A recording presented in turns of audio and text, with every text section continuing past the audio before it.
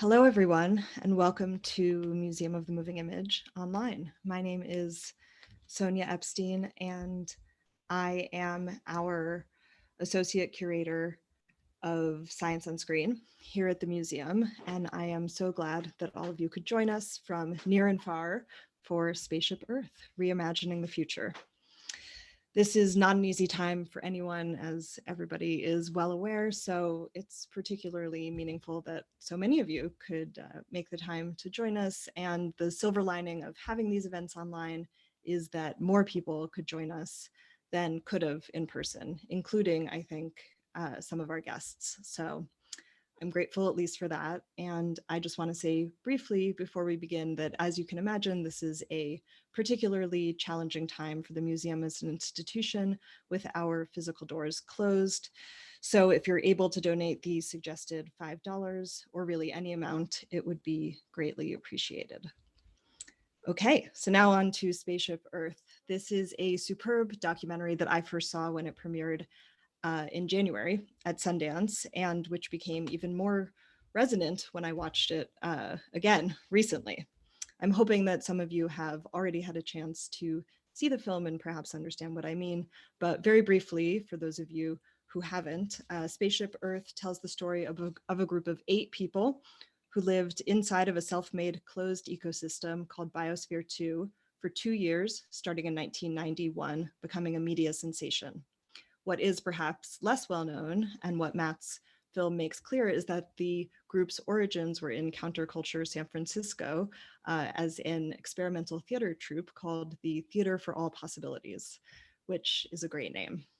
So again, if you haven't seen the film, you can watch it by going to the museum's homepage, movingimage.us, and clicking on our unique link to Neon's virtual cinema.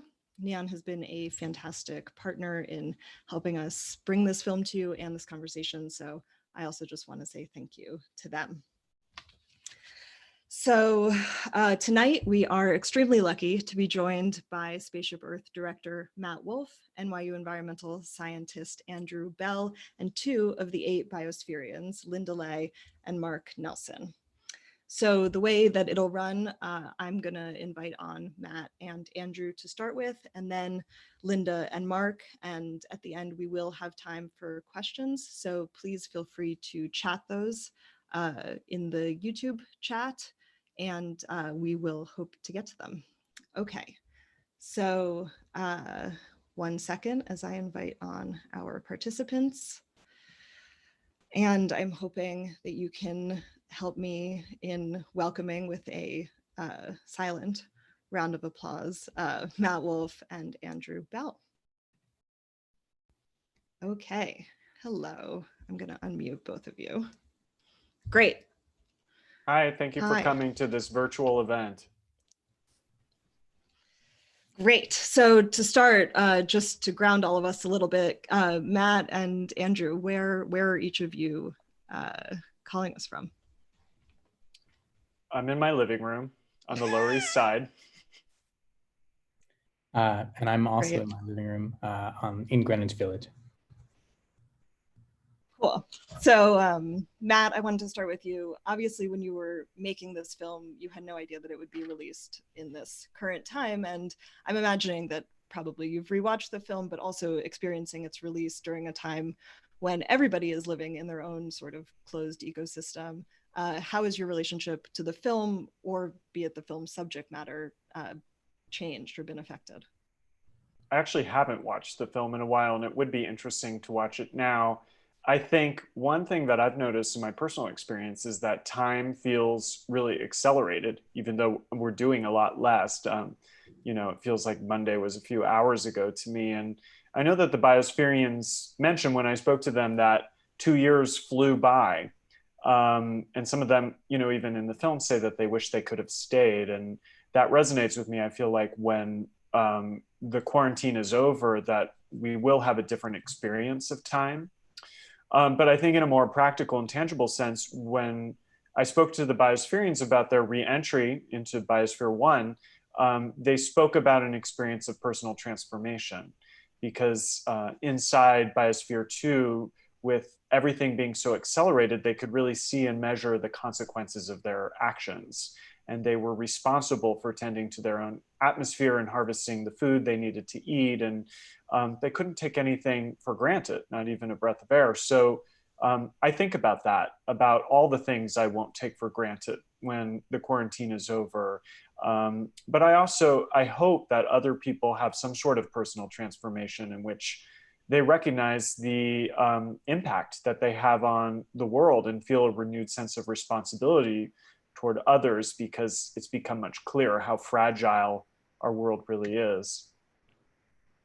For those of you who haven't seen the film yet, there's a little twist, which I didn't know, which is that, not to ruin anything, but Biosphere 2 was intentionally named Biosphere 2 so that people would ask, what is Biosphere 1? And Biosphere 1 is Earth. So, I mean, I don't think I ruined anything major by sharing. That's a good spoiler. Okay, so Andrew, I wanted to ask you, as an environmental scientist, I would imagine that maybe you'd heard about Biosphere 2, but I don't know. So I'm curious first what you knew about Biosphere 2 before the film, and then watching it, what resonated with you or what struck you or what were you surprised by? Sure. Yeah, so I was a postdoc at Lamont Doherty Earth Observatory in 2010, just a few years after the Biosphere 2 had passed on to University of Arizona, and they completed so much of the oceans work that they had done there. But I didn't know about it as a kid. But when I told my wife about this, she got really excited because it was a big deal in her school, and every kid got a little National Geographic booklet about Biosphere 2. And so she's known about this for decades. She's been really excited. I think, I can only look back on, I'm looking at the 1990s with literal, 2020 eyes. And everything I've ever learned about science, I learned after this experiment took place, and a lot of what I know about science is informed by things that happened in Biosphere 2. We know a lot about systems now, and we know a lot about the different scales at which processes in the Earth occur, and we know a lot about how all the different ways that oceans in particular act as this buffer to, like, they're an important heat sink, and they're an important carbon pump, and they're an important source of oxygen in ways that we might not have been thinking about in 1990. I don't know. I have an environmental studies test that I took in 1990 that I love to show my students because I failed it. So I wasn't keyed into this in 1990, and I don't know how well the rest of the world was. But what I think is really, interesting about the experiment and the film is that there's an engineering side to it. But then there's also a people side and a social side, and we can think about, on the one hand, ideas like having a self-contained pod that we can put on another planet somewhere speaks to our desire to have space in other places. But in truth, we're not so much space constrained in Biosphere 1 as we are carrying capacity constrained. And there are all kinds of opportunities within Biosphere 1 to think about how to expand carrying capacity. So the American Southwest is a wonderful place, but there are other places like Afghanistan, for example, all these places where there are a lot of ways we can think about, how can we build up carrying capacity for people here in an environment where we totally have all the oxygen that we need and don't have to worry about it. So that constraint's taken care of. What are the other things we can think about? So I think that, things like this are really nice to inspire you to think along those lines. Yeah. One of the things that I loved about your movie, Matt, was that I always thought that Biosphere 2 started as a purely scientific project, but learning that it was also in part, an artistic enterprise, or that artists were part of the origins of the project was, just very endearing in some ways. And I'm curious what drew you to this group of people in the first place. Yeah, I mean, I think I was attracted to this group of people because they were quite literally trying to reimagine a world. And that impulse I found to be really intriguing. It did not surprise me that they were artists, because I think that is, in many respects, the mindset and the ethos of artists. And I also really understood the word experiment and experimentation in the broadest sense. One of the synergists, as they're called, the group that conceived of Biosphere 2, once talked about their life's work as a lifetime experiment. I thought that was a really beautiful premise. And in a lot of senses, Biosphere 2 was a human experiment. As this woman, Kathleen Gray, said, it is a voyage into the unknown. And then, of course, they were engaged in experimental theater as well. So in some respects, the project was criticized because of the word experiment and all the kind of institutional and academic associations along with that term. But in other senses, I think the ethos of experimentation from the point of view of artists and adventurers was central to the project. And I found that to be really captivating. Yeah, that's great. I actually have a short clip from the film that speaks very much to what you're saying about experiment that I'm going to screen share. And for anybody watching, if there's any sort of lag, don't worry too much about it. I will, repost these when we post this video. So just saying that. Okay, bear with me for 1 sec.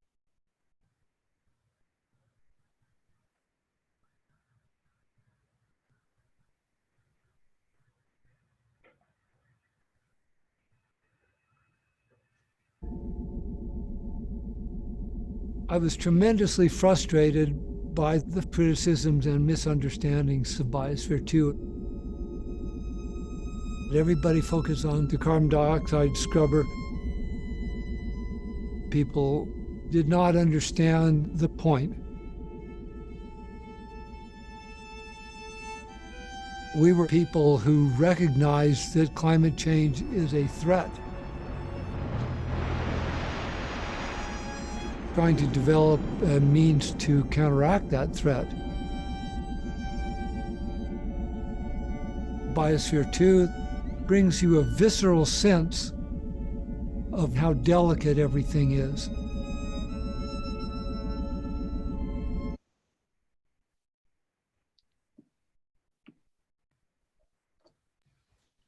Okay, let me bring on our panelists.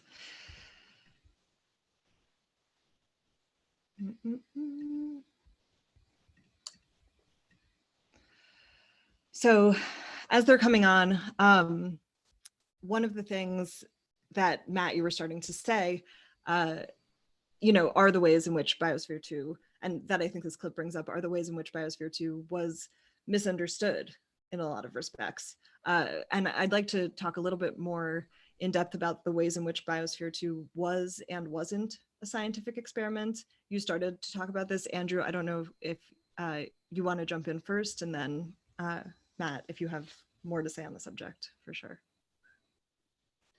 Sure. Well, yeah, I it's a bit unfair to the project to attack it for not being an experiment in a strict sense. I suppose science is really two parts.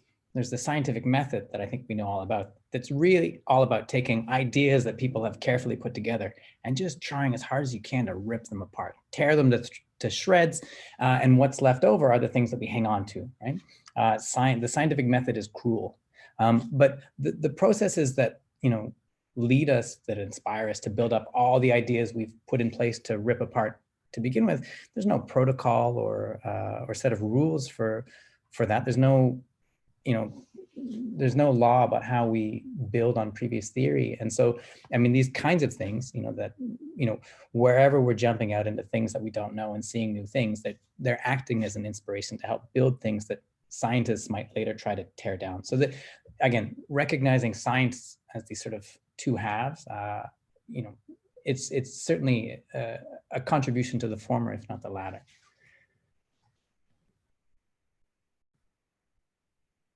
I'm sorry, Sonia, your mic's off, so I can't hear you. Sorry. I was just asking if you had anything you wanted to add to that idea of, the ways in which the experiment was presented in the context of, a science experiment and maybe misunderstood because of that, or yeah.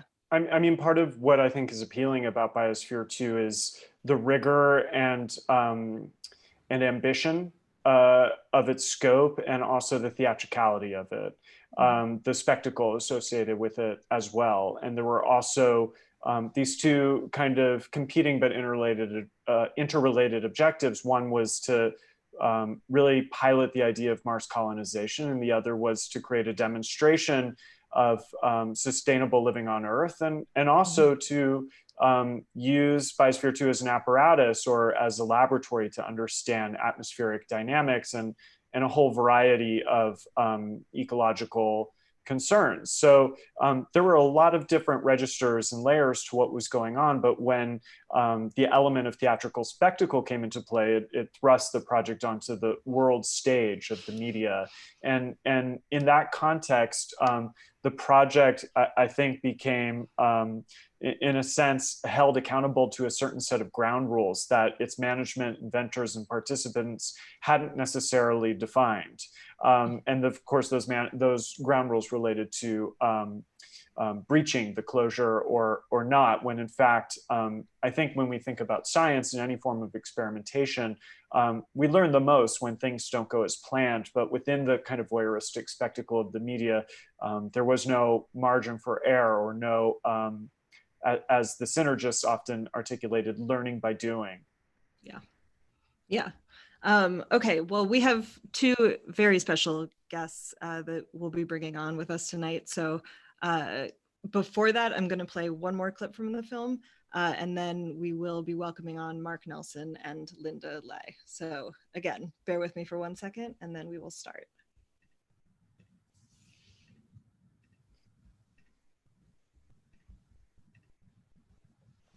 How can you prepare yourself for something that you don't even know what it is? That's what an expedition is. It's a journey into the unknown. We can be a threat to our biosphere, play a destructive role, or we can be stewards, contributing to the reciprocal maintenance of natural ecological processes.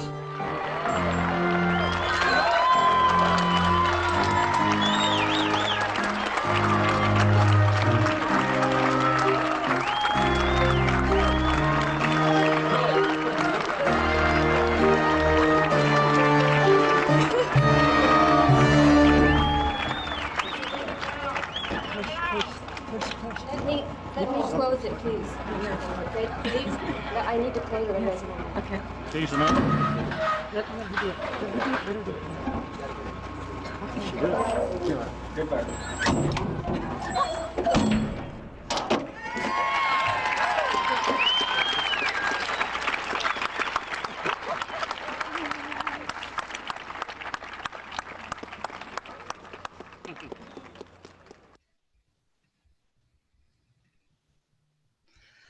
Okay, so I think you can see there some of the, fanfare that was surrounding that project. And yeah, so anyway, without further ado, please join me in welcoming two of the people who journeyed into that unknown, Mark Nelson and Linda Leigh. Great to join you digitally, guys. Great. Greetings, everybody. All right, very glad that we can all be here together. So to get right to it, Mark and Linda, I'm hoping that each of you could tell us to begin where you're calling from, and also, what you're doing there, and perhaps how long you've been there. Linda, maybe we want to start with you. Sure. I'm living in Oracle, Arizona right now, and you're seeing my grow room, which is also my office. I grow a lot of plants, fluorescent lights in back, but it's also my office. Oracle's about 10 miles down the road from Biosphere 2 and about 30 miles north of Tucson, Arizona. It's a place that I've lived for, I don't know, maybe 10 years now. And I do have connection with the biosphere, but mostly about the history of the biosphere. I go in, I give talks to classes about how we built the biosphere and why we built it. And I take friends through the biosphere and I kind of watch its progress. It's a very different place now than it used to be. I'm working on the scale of community right now. We can all work and think about different scales in our lives. We can think about the scale of just ourselves, then kind of move up to a scale of our community, our neighborhood, maybe political boundaries, our state, our country. I made a conscious decision that I wanted to work on the scale of community. So what I'm doing right now is teaching people how to grow things. We started a community learning garden where we have classes for kids. People are learning how to grow food. They're learning how to do all sorts of things. I'm also a vermiculturist. I raise worms, I grow worms. So my two things that I love to grow are worms and plants. But the worms aren't just for the sake of worms. They're also great because I get food scraps from our local restaurants, so they don't have to send them to the landfill. So presumably that reduces the amount of methane in the atmosphere. And we get a beautiful, beautiful product of compost from our worms. So that's the nutshell. That sounds great to me. Mark, what about you? Let's see, I'm about 20 miles south of Santa Fe, New Mexico. And for those who have seen the film, I am at the now famous Synergia Ranch, which was where the Institute of Ecotechnics, our scientific arm, was born for about a decade and a half. It was the home base of the Turing Theater of All Possibilities. And it's also where I, in 1969, as a 22-year-old, overeducated, Ivy League degreed and completely impractical, fairly useless city kid, started to learn how to make a difference. So I'm very attached to this place. About 6 years later, I planted a 4-acre fruit orchard, went off to other ecotechnic projects in Australia, and then of course got involved in Biosphere 2. And what we're doing, what Linda say is very dear to my heart, because I love being an organic farmer and orchardist, and that's what we're doing. My brother just said that we're a germ family because we've been kind of in group self-isolation for the last 6 weeks or so, but that didn't stop us from planting our gardens, getting the orchard ready for its season, and publishing books and doing the other things that we do here. Yeah, I found your coming to Biosphere 2 and before that particularly, I don't know what the right word is, but inspiring, I guess, you also being from New York City, you know. I was born in Brooklyn, which I'm really proud of, but it was 4 years in Flatbush, but I grew up in Queens. So I loved, I was actually looking forward, having met one of your colleagues at Sundance, to go there, and we're going to do a screening of Silent Running and Spaceship Earth. And I guess, the next best thing is to do this digitally and to, greet and be with people all over the world. Next best. We have to do what we can. But on that subject, for each of you, Mark and Linda, I have 2 questions. Number 1 being, do you have any tips for living in isolation? And number 2 being, do you have any advice as to, I'm asking this because you've already done it in a sense, but as to how we might all think about reemerging from this isolation and re-engaging in the world, so to speak, in an intelligent way? Linda, you want to start? I could start.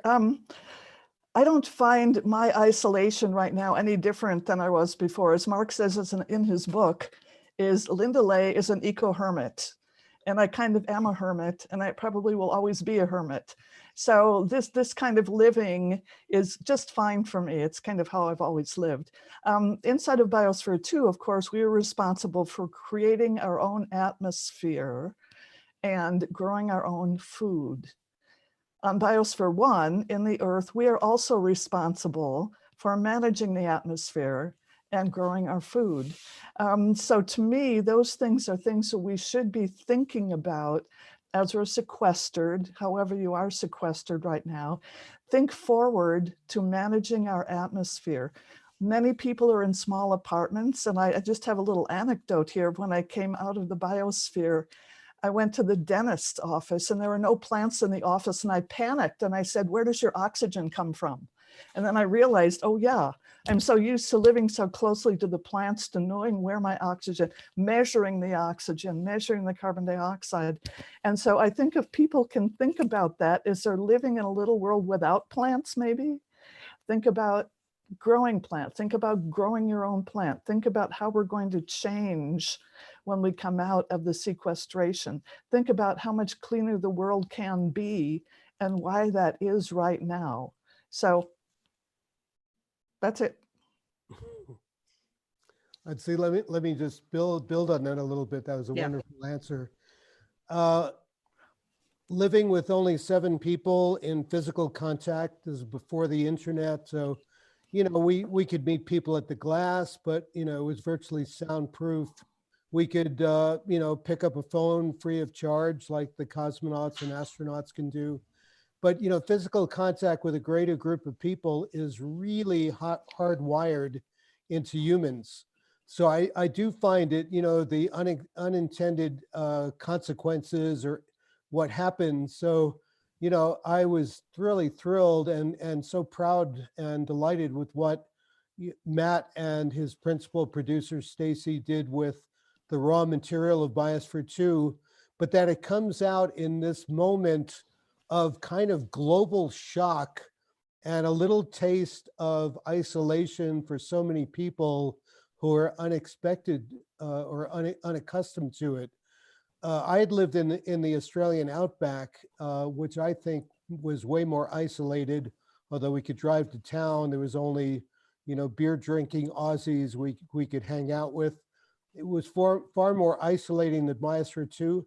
And no doubt about it, it was really tough. And we had a power struggle on the outside, which kind of polarized things more. I think it would have been difficult. Nobody had ever done what we had done in living for 2 years inside Biosphere 2. But I always like to talk about the other side of it, which was that there was a tremendous respect, even when we sort of hated each other, that everybody was an exceptional person. They had made the cut to be a Biospherian. We all loved Biosphere 2 and we were growing up with it. So there was like a really deep bond to a higher purpose that really overshadowed and put into perspective interpersonal conflict, factionalism, all of that, and a very deep, profound realization that Linda was talking about, that every human being anywhere on this planet is metabolically inseparable from the biosphere.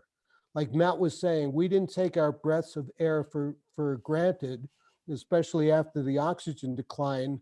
I will never take oxygen and the 20% or so in the air for granted again. But there was that sense that Biosphere 2 was our lifeboat. And what's really wonderful 25 years after the Biosphere 2 experiment is that people are really waking up to that. It's become a reality to people that we have a tremendous impact on our biosphere, and our biosphere is not some environment outside of us. It is our life support system. So the really great thing about living inside Biosphere 2 was that all 8 of us, the transformation that Matt talked about, a large part of it was really understanding with your body, with your bodily intelligence, that I am part of this living system. I am responsible for it. Every action, there are no small actions. Everything we do has an impact for good or for ill. And if you're in a biosphere and you become a Biospherian, we're all Biospherians of planet Earth, Biosphere 1, you have a responsibility and a joy to be part of and to be responsible for your actions. I think something that people also forget is that any of them could have left at any moment. There's a door, and people absolutely could have left. And the idea of coalescing as a group to make that commitment to stay for 2 years in a project that had significant pressure on it, both interpersonally and ecologically, really to me is an example of the power of group coalescence, but something that, and I don't feel like I think there's a kind of voyeuristic fascination with conflict inside, but there's less of a fascination on how people overcame that conflict to maintain their goal. And I think that's actually a little more instructive in this moment, rather than feeding on inevitable conflict as we enter this new world. But something that Linda said to me once that was really interesting is that when she was having, and Linda, you can tell the story, having a really bad day, you would climb up the trellis and go sit in a tree.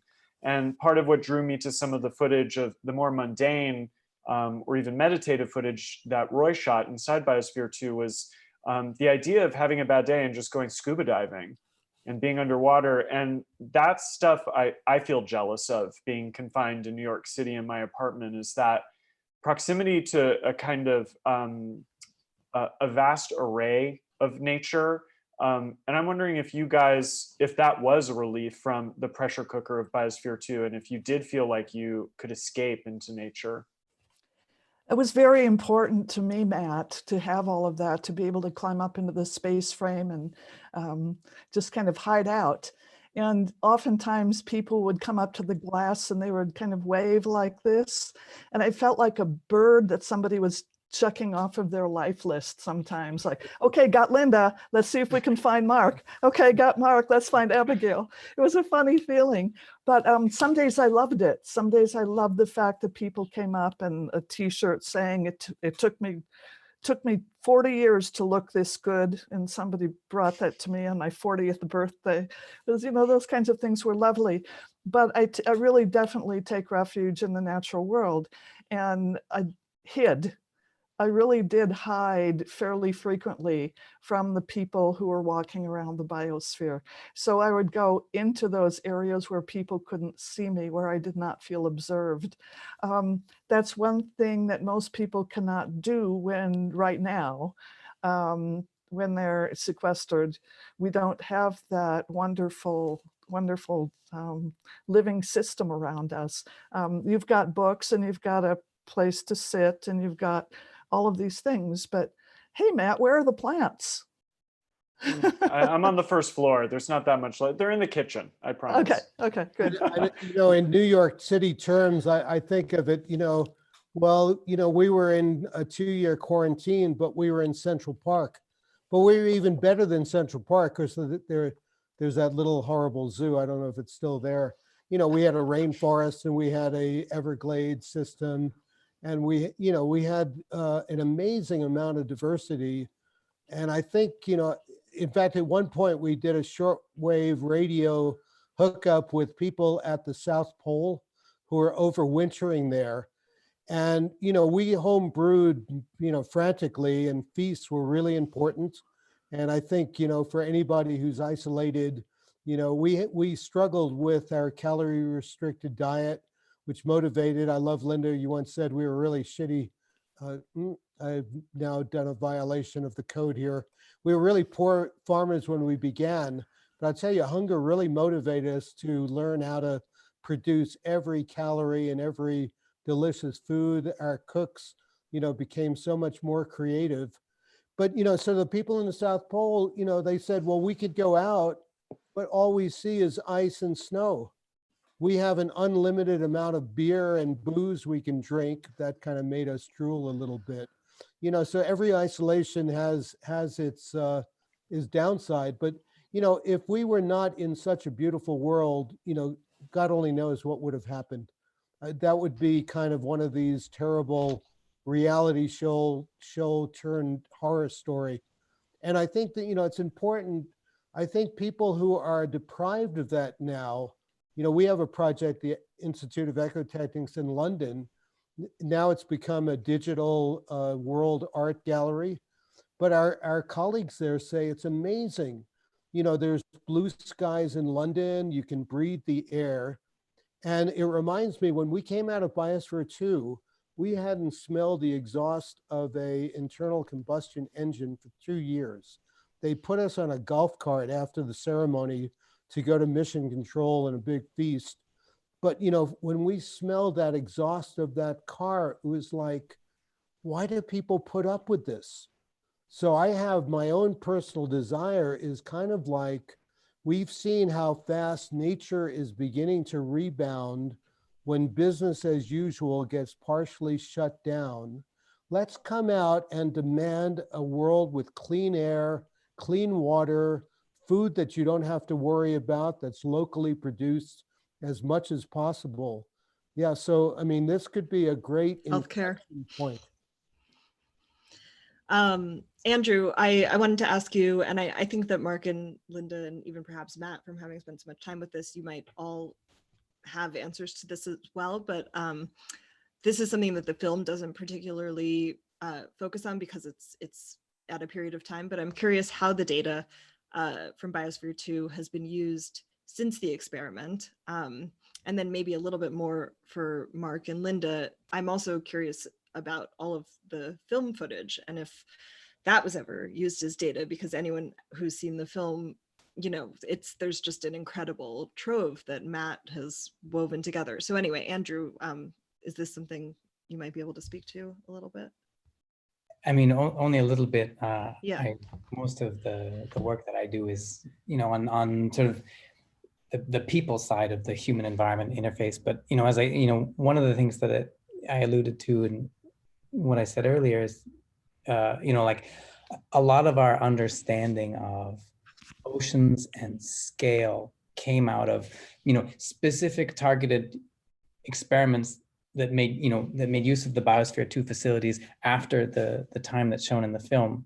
And so, I mean, that's been immensely helpful to help us understand this, you know, the kind of how the sets of processes that were designed into Biosphere 2 really kind of linked to these much bigger scale, slower scale, sort of constitutionally constraining processes that govern how things, you know, work in Biosphere 1.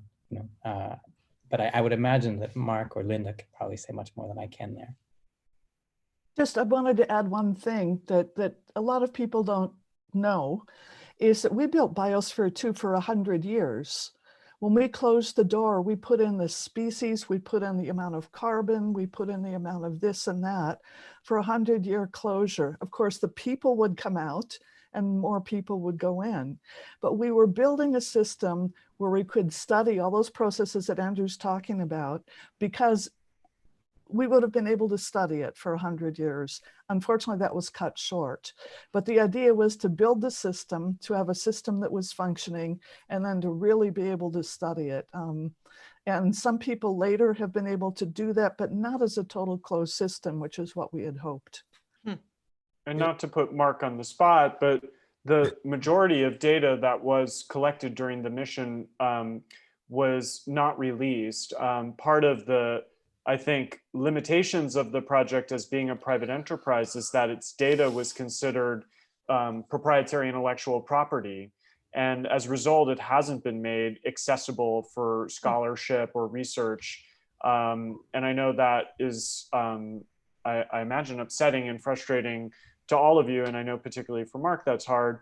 But to answer your other question, and I spoke about this with a writer this week, I do think that the film, and Mark says this in the movie, the film footage that Roy shot is a valuable form of data. In fact, all the footage that everybody shot is a remarkable kind of corpus of information and data that allows us to glean knowledge and meaning from what you did. And that so much of the methodology that was at play in Biosphere 2 was one of observation, and that from my point of view as a filmmaker, there was just an immense wealth of observational data that helped me to find meaning in what you were doing, even if the empirical data that you so meticulously measured is not accessible.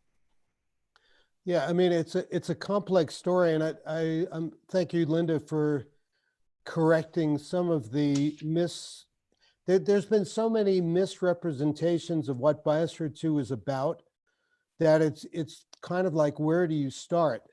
And one is that there was an overemphasis in the media, and maybe we fed into it with poorly worded press releases to overemphasize one, that 2 years, we were hoping the system would be good enough that we wouldn't have to, make changes and bring things in.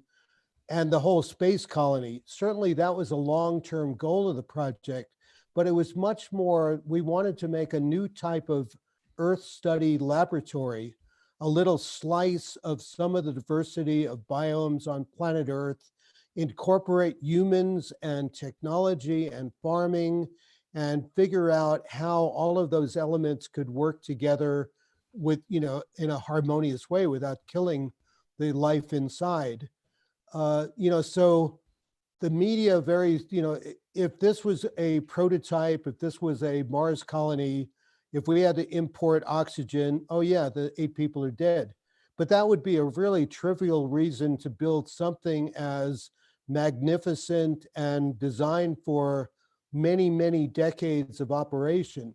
So our other hope, aside from that people would realize we're living in Biosphere 1, the only biosphere that we know in the universe right now, is that we wanted to give birth, and the fat lady hasn't sung, given the stakes, that humanity has faced, where is Biosphere 3, 4, 5, 10, 100? So we begin to understand how biospheres operate. And one thing back to this question of, was Biosphere 2 science? Well, you have to realize, and I know Andrew is on this page, that most of modern science is dominated by people who look at the small scale, reductionist scientists. And the issue with Biosphere 2 is that, one, the group doing it, we were outsiders.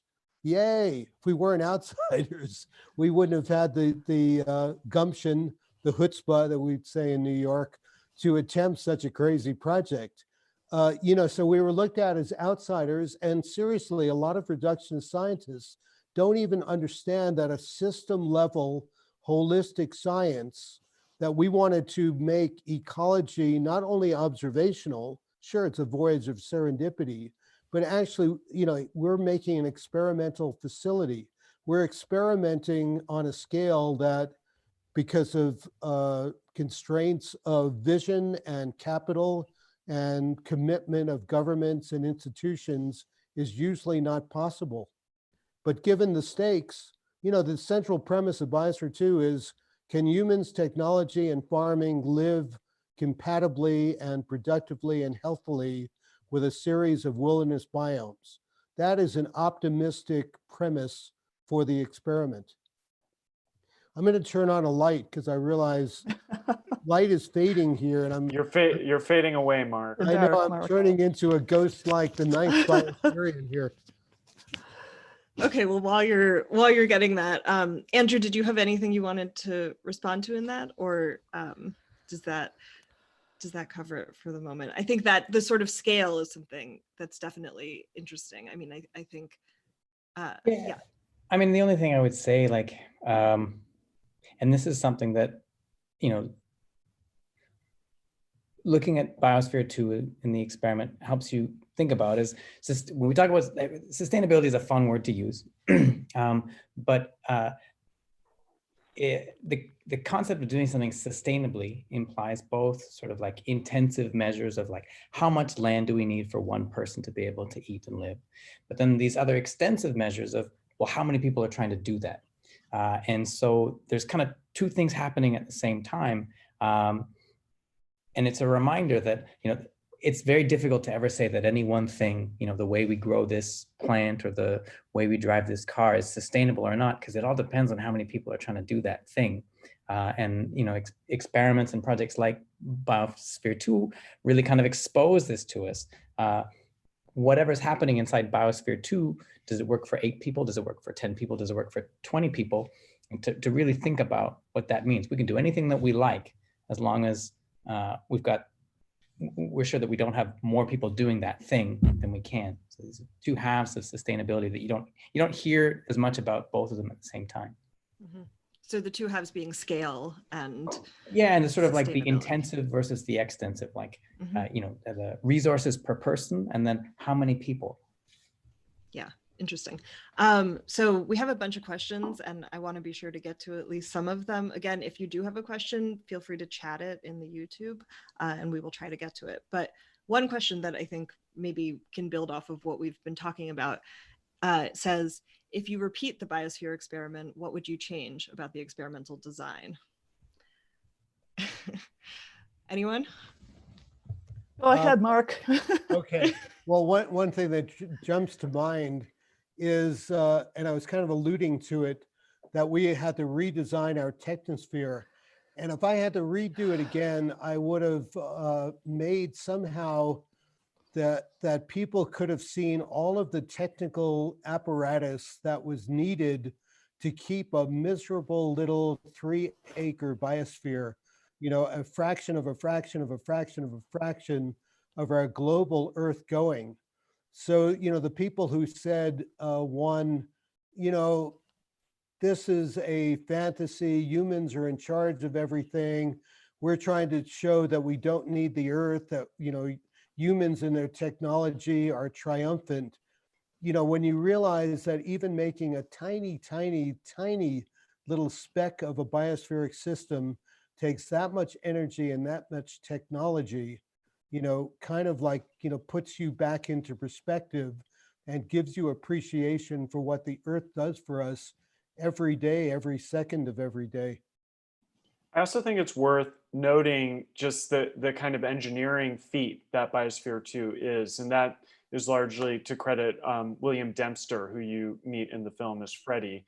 And this was the most airtight, sealed structure that had ever been created, and the way he did it, I couldn't possibly repeat, but it was incredibly detail-oriented. He's a very detail-oriented guy, but we couldn't get into this in the film, but there are some enormous silos beside the Biosphere 2, which are beautiful design objects, but they also are the lungs of Biosphere 2. And there are apparatuses that elevate and descend to artificially create airflow in and out of the biosphere, because if Freddy had not designed those lungs, the air would have made the building explode or implode.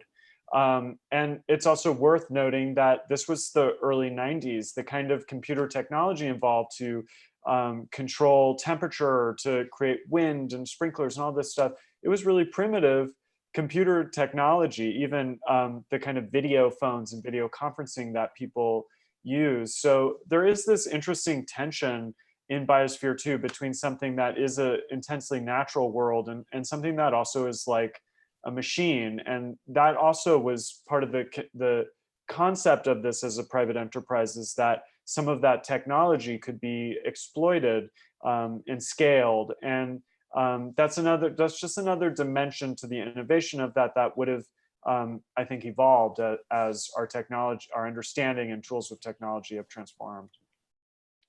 A couple things I would have changed is I would have probably closed the door for a year before us humans went in to study the systems before humans were on the inside.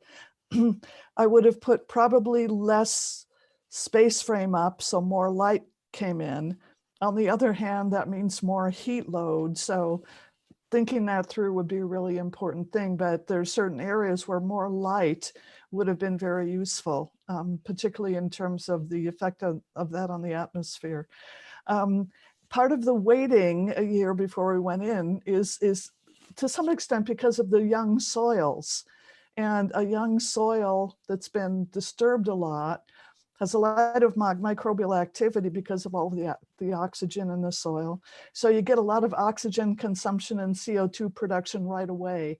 If those soils had matured a little bit, and some people compare it to a bottle of wine maturing, we wouldn't have had those enormous amounts of carbon dioxide in the atmosphere and the uptake of oxygen that we did have. So I think studying the soil more before we went in, letting the soil mature a little bit before we went in, maybe reducing the space frame would have been useful.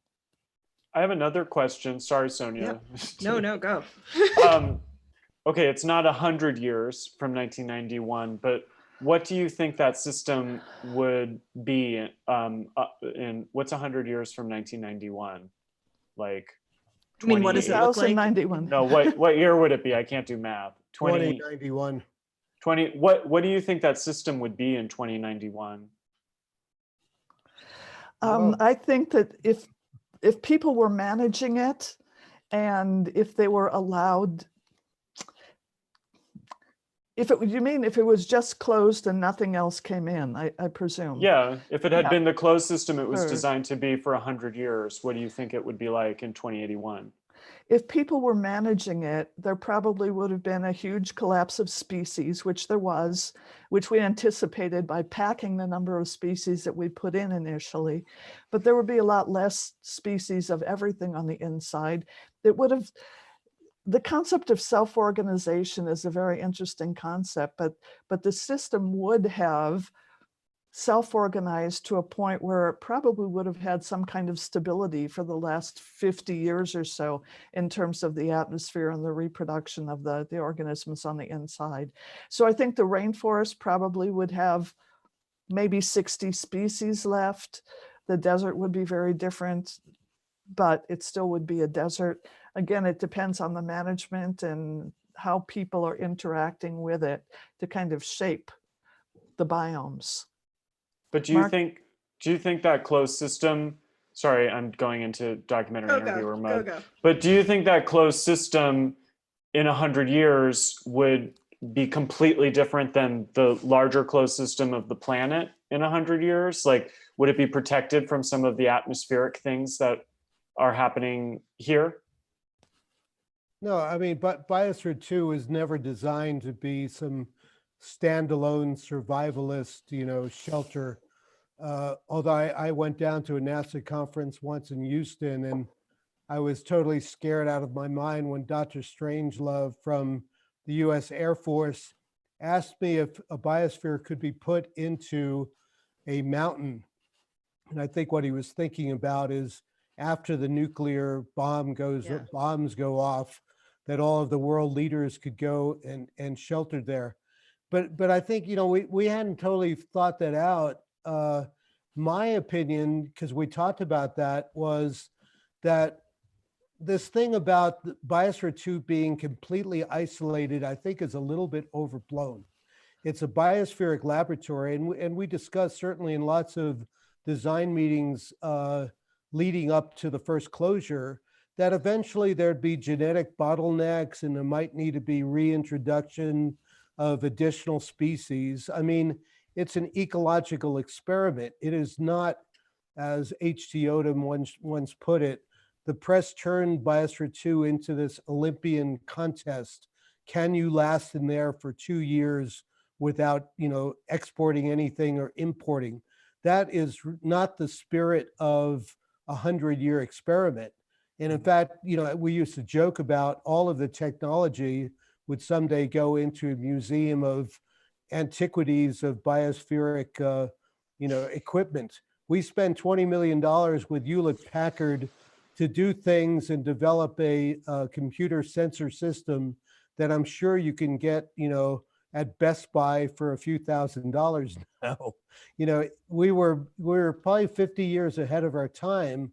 But on the other hand, what we were dealing with, the implications of showing people a different orientation, that here's humans who understand that they cannot just do anything they want to do, that there are wilderness biomes. And I love, Linda used to say, if the farmers come out here trying to convert the savanna and the rainforest into more farm, I'm going to beat them off with a pickaxe.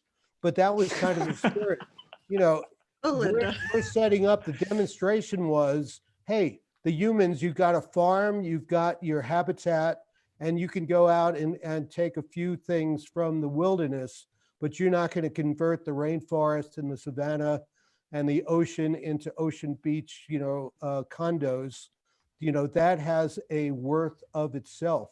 So I think also if that experiment had been allowed to go for 100 years, the people running it eventually would have many other, useful thoughts about what to do with it. It would never stay the same system that we designed. Yeah. Okay, I'm going to try and get to a few more questions. One of them that I found interesting is, we can see in Matt's film in Spaceship Earth and from your project that Biosphere 2 was, a collaboration across a lot of different sectors. And the question is, do you hope that certain sectors will work together after this, meaning I think the current pandemic, to solve Biosphere 1's problems coming to light now? Sustainability and marketing, farming and art museum. I think, Andrew, maybe you have thoughts, Matt. Yeah, anybody else? Mark has been using the term ecotechnics, and that was really significant to people at Synergia Ranch. It's not a term I use in the film because there are a lot of terms, but the premise of ecotechnics is enterprises in which ecology and technology can coexist toward goals of sustainability. And, part of and maybe this will create some debate with Mark, I don't know, but part of my interpretation of the story is that premise that technology enterprise could facilitate ecological sustainability is a neoliberal model for envisioning the future of our planet, and that Biosphere 2 in some ways, despite its successes, allegorizes the limitations of that particular model of trying to protect the planet and its future. So I think what appealed to me about the project is that it was truly interdisciplinary in a sense that was outside of traditional categories of science, ecology, adventure, and art, and that the aspect of it that seemed to combine all those fields was futurism and a kind of futurist outlook and spirit as well. If I could briefly, without raising too much hackles, I'm okay. A few of the reviews have re-invoked a very old nickname I had when I was hauling horseshit from the Santa Fe racetrack to make the orchard. Yeah, I was known as horseshit for a couple of years, but that was in the context of intellectuals just go around spewing bullshit. Now, I put horseshit to use making organic orchards and farms. But I have to say, and I understand that Biosphere 2 is a very complex story, but to put the label of neoliberal on it, yeah, we believe in free enterprise. That hardly makes us crony or international capitalists.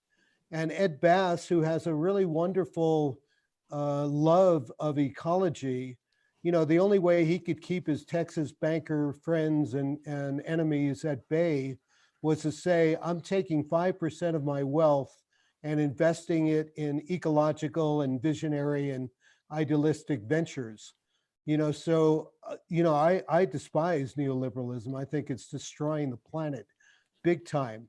And I do understand, the people, when they look at that, I mean, my mother, my good Jewish mother from Queens, when she heard that Ed Bass at Texas Oil Man was bankrolling some of our projects, some of our later projects, she said, Mark, Moishe, what are you doing?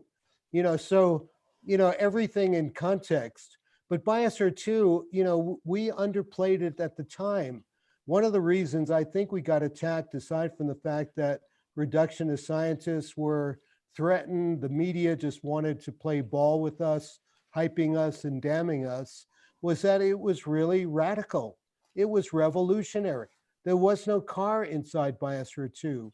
There were wilderness areas that were there for their beauty, for their diversity, and which one of the Biospherians, highest responsibilities was to intervene and maintain the beauty and diversity thereof.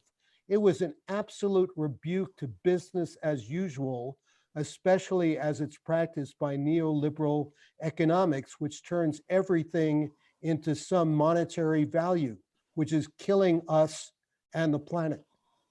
And I will stop my rant at that. Okay, I'm going to talk about something that was a smaller scale that has to do with collaboration, which I think is what the question was about. Different areas Sectors. collaborating at different sectors. And this is just in building the biosphere. To me, thinking about building or putting a food web together piece by piece was equally as exciting as living inside. It was phenomenal because I got to work with specialists in different fields. I had a bat specialist, I had a moth specialist, I had somebody who really knew soils and really knew this. I had engineers and architects, and we all had to talk together, and we spoke different languages, believe me. So we had a bat specialist who said, yes, we should put bats in, but these bats that I think would work inside of Biosphere 2 have to encounter 100 moths every night in order to eat 20 moths every night in order to live. And that's one bat. And the moths have to be this big. So then we talked to the engineers, and they said, well, what's going to happen is those moths are going to be sucked down into the air handlers unless we put a finer screen over the air handlers. And that's going to be a heavier load to pull the air through, and it's going to cost a lot more. So we'd have to talk to the person in charge of funding. So all of these things that we have to think about includes all of the sectors of Biosphere 2, the engineers, the architects, the people in charge of the money, and all of the different ecologists who studied one little part of the system and were experts in that, talking together with each other.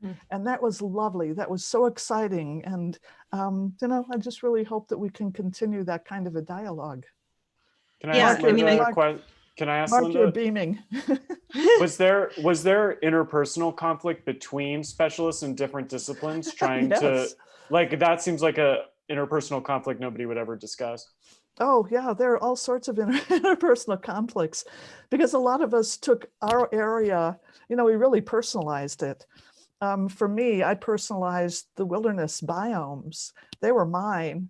And so anybody who did anything negative about, you know, not letting me have enough water for my biome, that was a personal affront.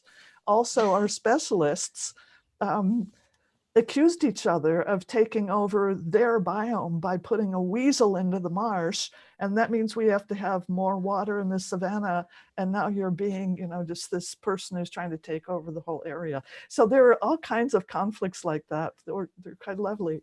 Mm-hmm. I mean, the nerdy conflicts, not the soap opera ones. But they're so reflective of what happens on Earth. And I think that that's what I love about it. I want to go back to the first drama that we had was getting the ecologists and the engineers to even speak the same language. I mean, seriously, you know, my joke was they couldn't insult each other because engineers spoke engineering and ecologists spoke ecology. And the engineers freaked out, first off, when they saw the beautiful architectural design. They said, you know, this is going to be really difficult to build. It's going to cost, you know, way more money.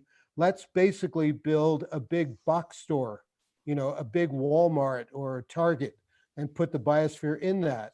And as, you know, Matt was saying, you know, our sensibility, our DNA is things need to be beautiful and beneficial, productive and profitable.